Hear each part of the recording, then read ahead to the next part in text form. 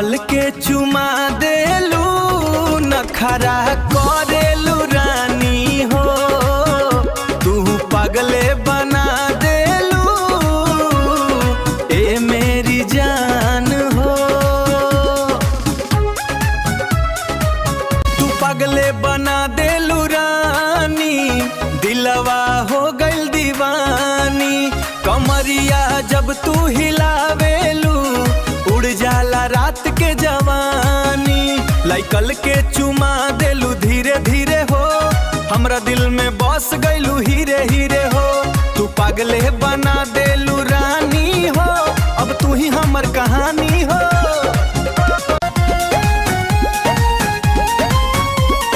गोरी तो हर चाल कमाल लागे, चेहरा पूरा बवाल लागे।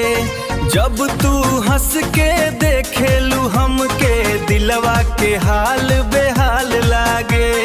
रात भर तोहरे फोटो ताकि निंदिया न आवे हो, तोहरे बिना ए जानू। तू पगले बना देलू रानी,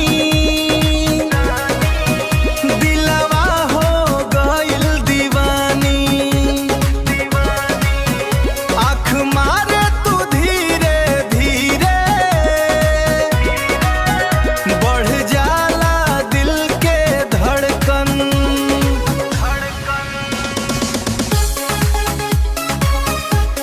चांद से सुंदर लागेलू, जान से प्यारी लागेलू। भीड़ में सबके छोड़े के बस हमारी लागेलू। जब तू साड़ी में आवेलू, कसम से आग लगावेलू।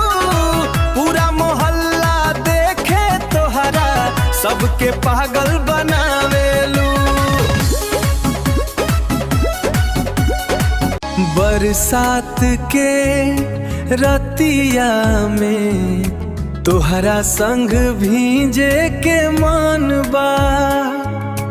धीरे धीरे प्यार बढ़े, तोहरा में जिए के मन बा। हथवा पकड़ के बोलाना, कभी दूर न जइबू हो।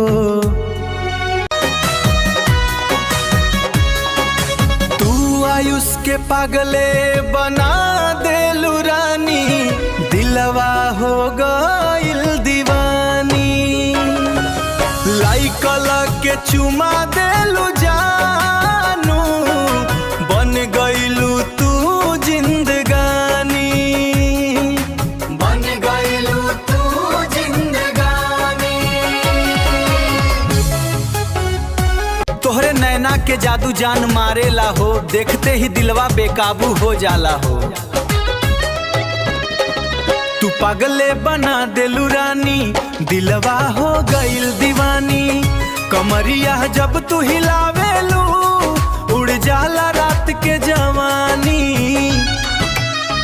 तू पागले बना देलू रानी हो, अब तू ही हमर कहानी हो।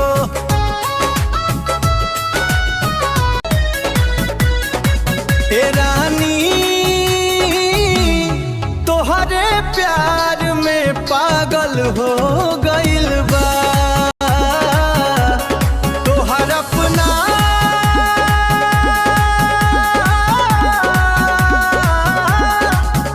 आँख जीतन।